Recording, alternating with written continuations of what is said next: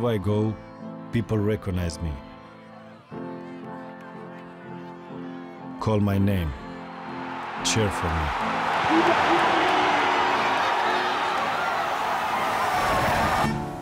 But there are names no one cheers for. Carmen, Rahma, Antoine, Lida, Chewy, Mariko.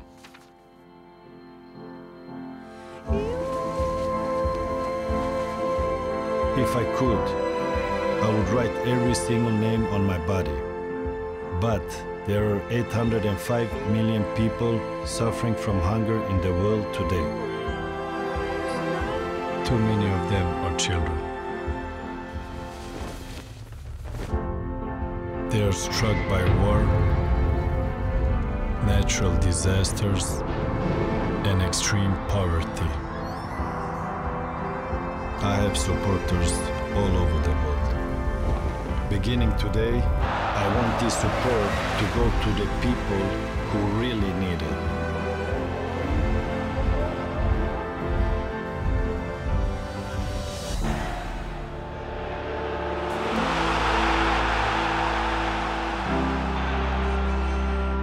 So whenever you hear my name, you will think of their names.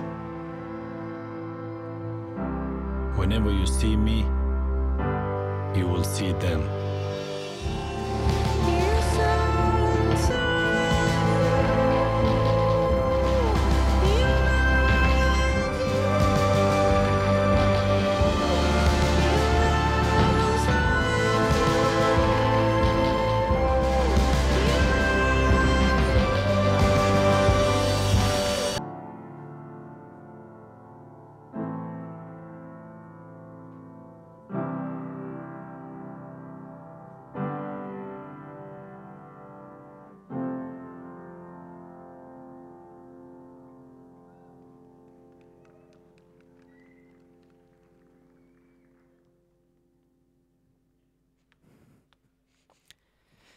Hej och välkomna tillbaka. Nu ska jag försöka samla mig här. Jag kände att jag blev lite känslomässig. Nu ska vi få kika in under huven på den här alldeles rykande färska kampanjen som jag antar att de flesta här känner till. Och med oss idag så har vi alla tre parter som var med och formade kampanjen.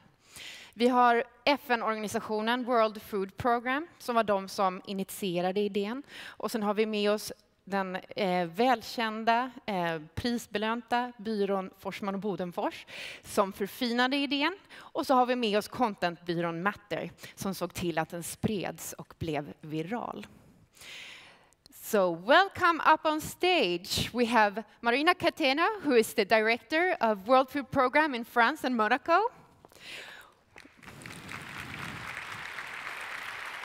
Thank you. Welcome.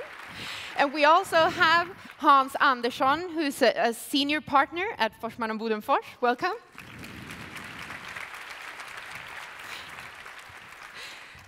And last but not least, Charlotte Henriksson from Matter. Welcome. Take it away.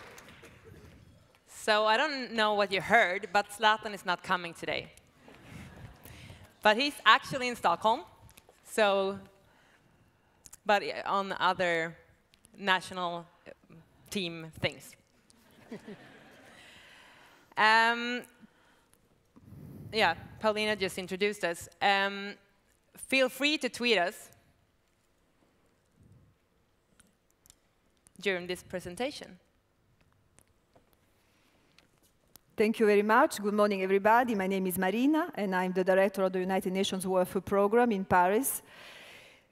You have seen the movie, and I just want to tell you how the whole story began. The 14th of February, Paris Saint-Germain played against Cannes. It was one of many other matches for most of the players, but not for Zlatan, because it was the most important match to date. And the adventure had started much longer time ago. It started when I had a dream about the United Nations World Food Programme, that, as you know, is the largest humanitarian agency fighting hunger in the world. Every year, we feed 80 million people all over the world in 75 countries. And we operate every day, like today, around 50 planes, 30 ships, and 5,000 trucks delivering food in the most remote and difficult areas of the world, whether it's South Sudan, Central Africa, Iraq, Syria. And among these numbers of people that we feed, there are more big number. There is a huge number, which is 805 million people suffering from hunger in the world today. So we do our best, but we cannot, unfortunately, reach all of them. 805 million people, it's huge, and it's difficult for us to imagine what it means. That's why we have to scale it down and think about people, like Chui and Lydia. They are from Cambodia. Every morning they walk to school with an empty stomach, and they walk some kilometers to get to school. And at school, they receive a nutritious meal from the World Food Programme.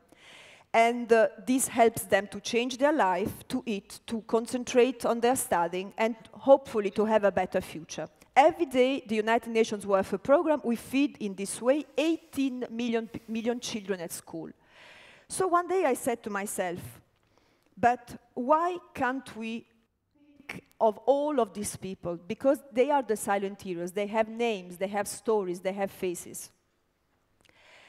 And so I had the chance to give the kickoff, the official kickoff, to a special solidarity match that I organized in Marseille between Paris Saint-Germain and Olympique de Marseille. And this is the first time, that was the first time I met Zlatan. And I immediately thought that because of his personal history, because of his strong character, he would have been the perfect ambassador to convey this worldwide message. So I wrote a letter. There are still people like me writing letters. It's such a digital world. I wrote a letter. The letter got lost. It went from hotel to hotel in Paris, but finally it reached Zlatan. And we organized a first meeting. And I was talking to him about what does WFP, the fight against hunger, and he was immediately struck by one number, 805 million people. How can it be? How can it happen? How is it that the world doesn't know about that? And I said, well, help us make the world know about this huge number. And this is how everything started. And this is how if I may say, adventure of brains, of enthusiasm, of solidarity started. And I really wish to thank the Forceman and Bodenforce and Matter for having helped us deliver such a big message, and to be here today with you all. Thank you.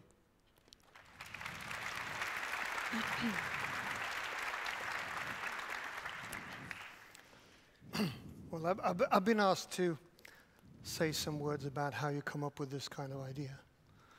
And first, some of you might know that we've done quite a number of these deliberate virals, if you would say. And anybody with a lot of luck can make a viral. But if you want to do it deliberate, it's really, really difficult because it's a moving target. 2 years, 1.5 years, 2 years ago, we did the epic split. That's long gone. Doesn't work that way anymore. You know that. So you have to come up with new things, also to trick everybody who tries to hinder any organic virality. Basically, it's about coming up with a really, really good idea that has viral and PR potential.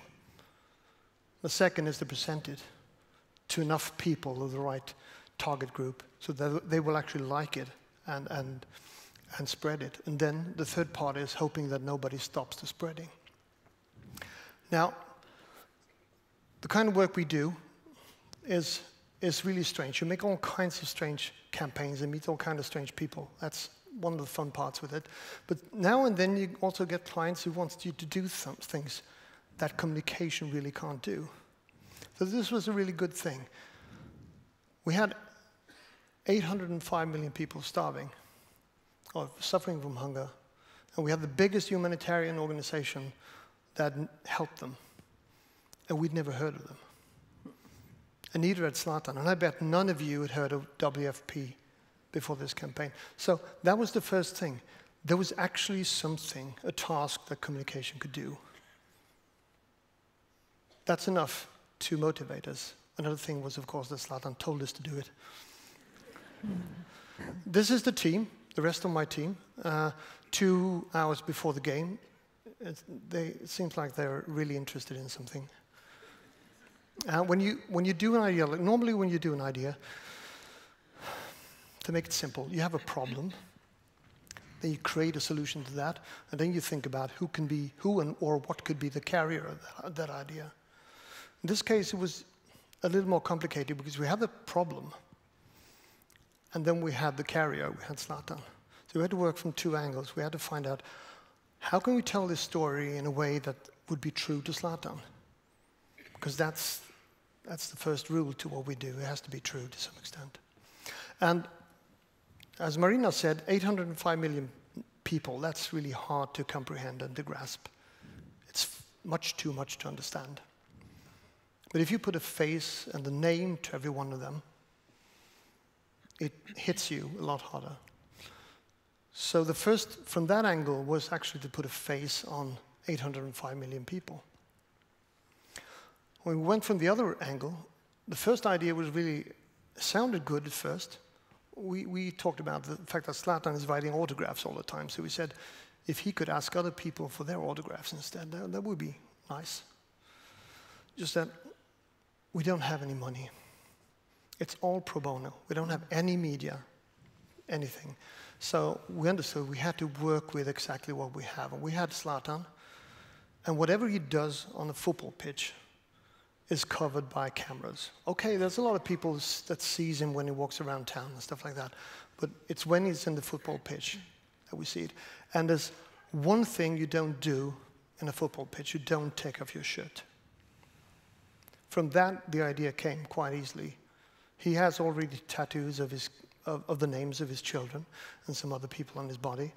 If we could put another group of tattoos that was real people, and he would take off his shirt, that would be an idea. This is what it looked like when we did the idea, presented it, and of course this is what it looked like in reality. What we didn't count upon, of course, was this. Quand il y a un garçon comme ça qui revient en tant que champion, c'est tout bénef pour le moral. Et le voilà, Serge Aurier avec un premier centre. Ibrahimovic sur le premier ballon de Serge Aurier. Monsieur Zlatan Ibrahimovic pour l'ouverture du score en faveur du Paris Saint-Germain. What we did was that we created an event. That was really the idea. Then we also produced something that could carry that event, and that's the film you saw. Most of that was filmed 2 weeks before. And then we got the footage from the actual game, a couple of hours after the game, and we edited it at night, put it together to one film, put the sound on it, and aired it on Sunday in a press conference.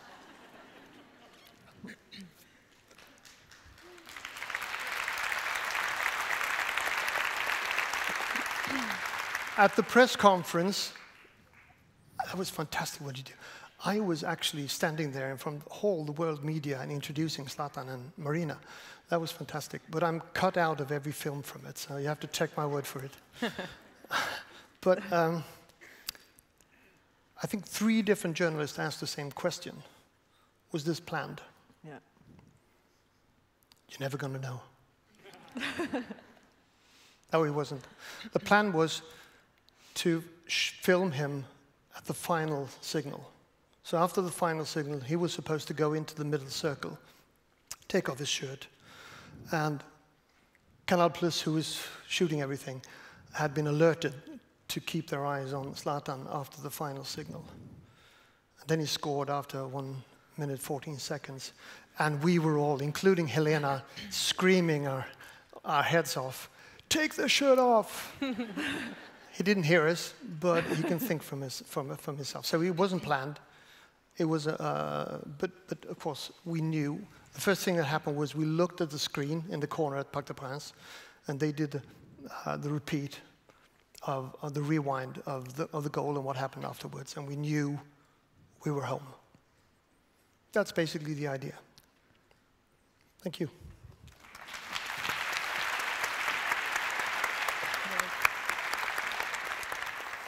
So back to the execution.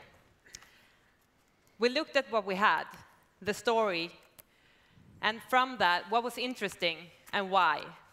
What compelling content could we draw from the overall big idea, as Hans talked about? What was the interesting parts? We had Zlatan and why he was doing this. Then we have the organization, WFP, and that they are fighting world hunger every day.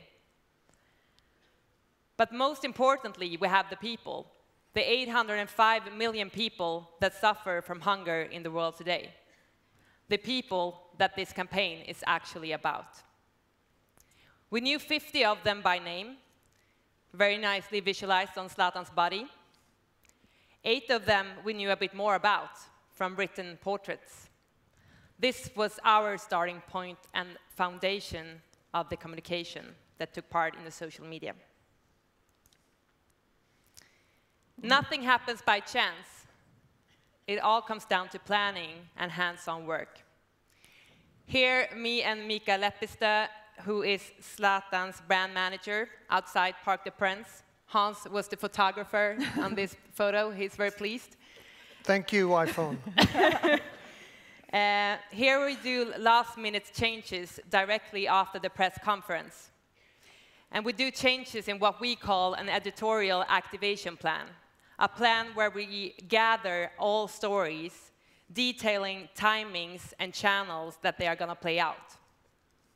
Actually creating scenarios how this kind of story could play out in social media, digitally, and also in the press.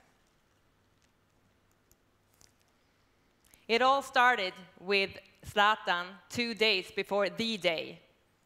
The day is what we call the press conference. It's 1 day before the game. He put this picture in his social channels around midnight, saying, "This is a very important game name for me," showing the name Abdullah. This started a lot of speculations around social media, both good and bad ones, and both to fans and journalists. On game day, as Hans just also showed you with this beautiful clip, Zlatan performed beyond expectations. And pictures of him and his body taking off his shirt was starting to travel the internet very quickly, becoming news headlines just after a few minutes when he did it. After the game, he went into the mixed zone, where, as you know, players talk to journalists. When he got questions about what the tattoos and all this was about, he was referring to the press conference the next day.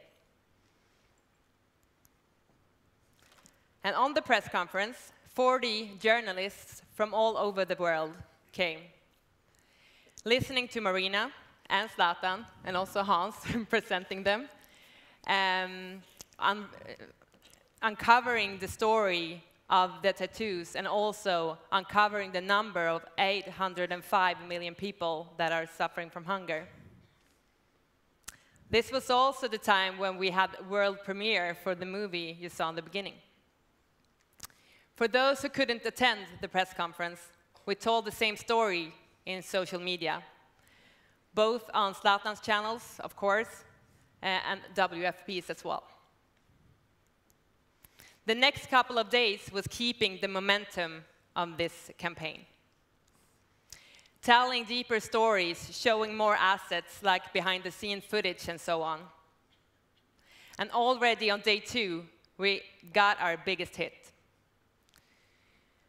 As I probably most of you know, football players have shoe sponsors. Big brands that sponsor the equipment. And for a football player, the shoes are an important part. At this time, luckily for us, Zlatan didn't have a shoe sponsor. So he wrote the campaign name on his shoes, playing the Champions League game against Chelsea in them. This created a lot of social interactions, also memes of football players doing the same things. And also other persons putting this campaign name on their shoes. But most importantly, and maybe most astoundingly, is that in TV studios, this became a subject before the game, during the game, and after the game, also around the world. Apart from social media, we work closely with our friends at Beyond and AOL, processing publishers and different media with tailored angles and different parts of the story. We also continuously updated our activation plan. For example, with the shoes. That's an idea that came the same day, a couple of hours before the game. So we were updating it constantly. We also had Marina writing an article in Huffington Post, an article that Ariana Huffington tweeted about. That's pretty awesome. Then we also had to further spread the campaign. Zlatan asked some of his friends to help us spread this in their social channels.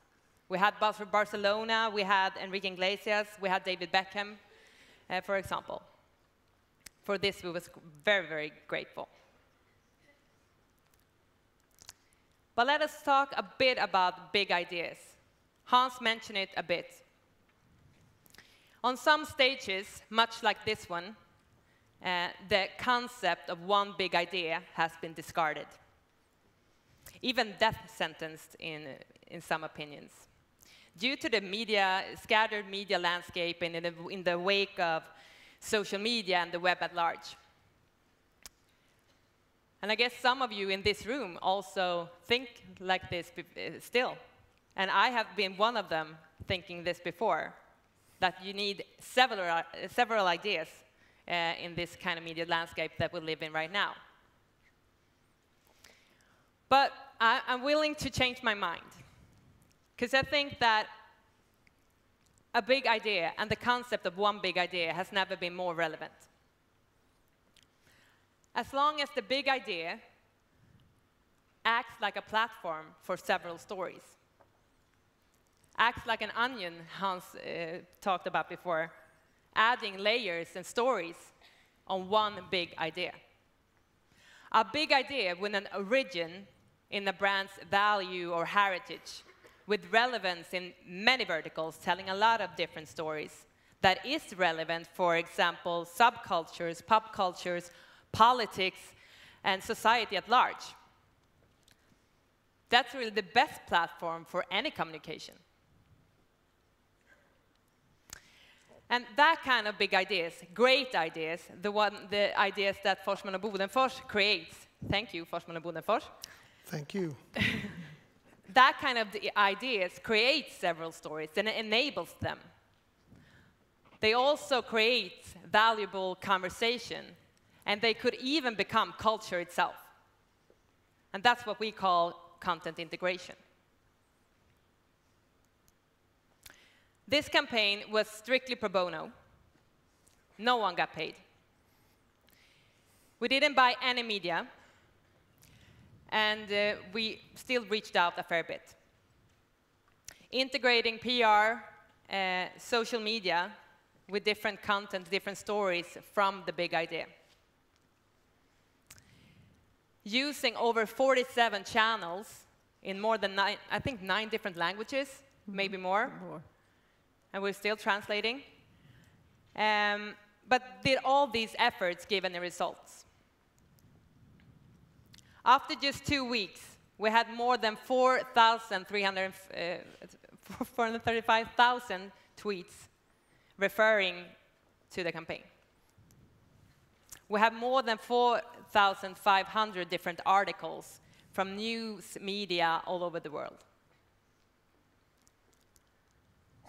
But maybe the most important thing, we reached more than 805 million people, the same number as is starving and suffering from hunger in the world today. And now, 4 weeks into the campaign, we have reached, I think, 1.2 billion people, which is quite a lot. Within these 2 weeks, we reached almost 16 million views, combined views in Facebook and YouTube.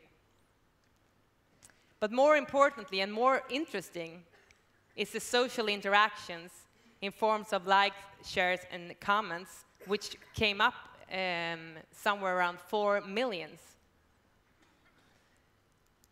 We had on average, I think, 30 tweets per minute. When peaking, we had 81 tweets per minute, giving us more than 1 tweet per second. This is great results. This is viral results. And the campaign has only lasted like for 3-4 weeks now. But perhaps the best outcome we have gotten so far is this video response from some kids in Kenya.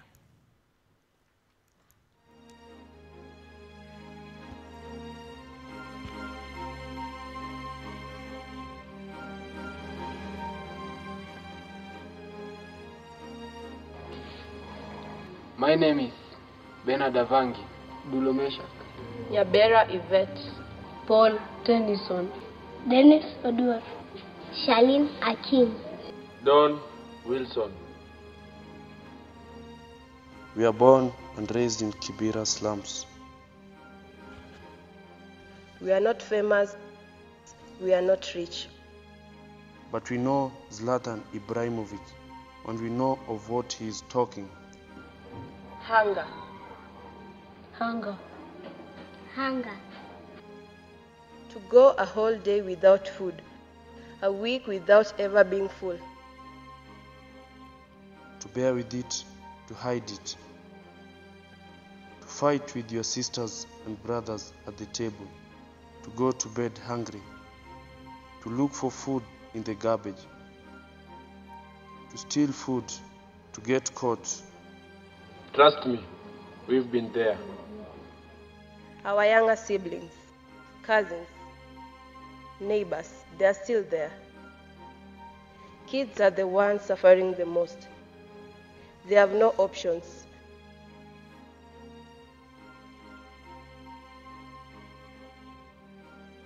Zlatan Ibrahimovic, we know of what you are speaking. We are the names on your body.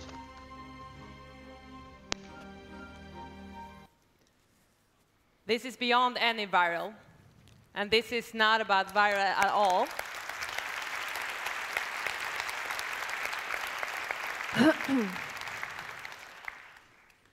This is beyond any viral, and this is not about virals at all. It's about starting a conversation and a reference point globally about hunger. Thank you very much, Charlotte. Just a few words to conclude. Somebody said one day, if your dreams don't scare you, they're not big enough. When I made this dream, I was very scared. And I would have never imagined that this would have brought me and us till this day here. Another thought that came to my mind, I was looking at you, and I was thinking, in fact, never before the hungry poor have made the front line so much thanks to this campaign. Never before the hungry poor have been in front of the future, because you are the future with the digital technology, with the social media. So you see two completely different worlds, two worlds that in appearance are separated, they are not separated. I think the success of this campaign is due to two things. The first one, we have put the accent on the people themselves, on the victims. But they are not victims. They are the ones who will make it happen. And the second one is because the world has changed. The new technology that you all represent have given us a chance to bring them on the podium, on the front line. So I really think that for the World Food Programme, this has shown to the world that, first, we cannot fight hunger alone. It's not just the humanitarians on one side and the communication and politicians. We are all together. There is only one world. It's our world. So we need you. And I really wish to thank the creativeness, the generosity of Osman and Bodefors, the smart and strong power that Matter and their team they have put to our service, and all of you, because I'm sure that it's the starting of a conversation, it's the starting of our generation has to eliminate hunger, and to do that, we need all of you. Thank you.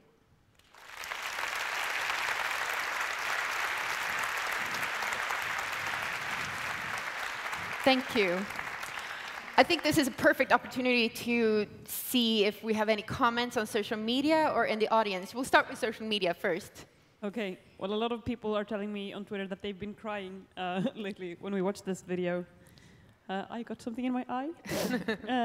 But I also have a question from Twitter who says that it's a very cool campaign and nicely executed, but how can we duplicate it? Should we also hire Zlatan for our brand? Valid question. I don't think you can duplicate it. Yeah. You can help spread it. You can all do that. But you can't duplicate it. You have to come up with something new and better. I think that's what it's all about. You do new things all the time.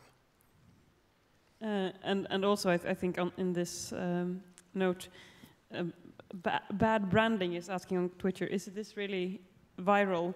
Since it started going out through the Huffington Post and other brands that had over like thousands of followers before, does that really count as viral? So, any thoughts on that? You mean is it viral because it's deliberate and set up? Yes, basically. Yeah. I don't know actually how you describe that. We're in the business of communicating, so we use the means available. And yes, I think you're all the victims of a lot of setups all the time. You just don't know it. But we're open with it. But I think also the gist of this is if you are a company that's not working with this kind of issue, I mean, I think everyone is affected by children going hungry. But if you sell toilet paper, could you do a campaign like this?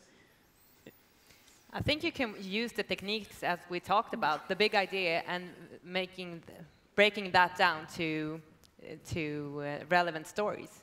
I think that you can do with anything, but as Hans says, you have to start in a big idea.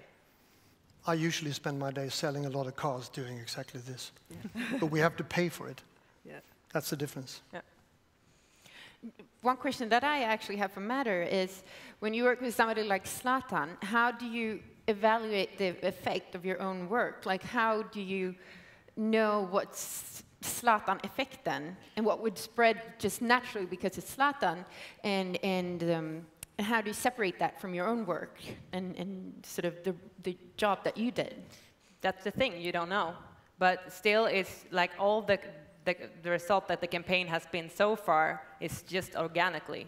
Mm-hmm. Like, even though we have processed some media and we have talked, it's traditional PR work. And as Hans said, we haven't bought anything. And I think it's all about, like, it's really hard to answer, because I think, like, Zlatan in Sweden, it's a big deal, but it's a big deal in the US, for example. Mm-hmm. They refer to him as the football player. Mm-hmm. They don't even know him by name, and there we were in Huffington Post, for example. So I think it's, like, for sure it's a Zlatan effect in some way, because he's an interesting person, but it's still also about the message, because I think this is a message that really touches people. Right. Check Zlatan, PSG, Nivea at YouTube. They spend a lot of money into a commercial that they try to get viral for Nivea, and they got half of PSG's team, and Zlatan in the middle. And I bet it doesn't have 100,000 views. Yeah. Okay.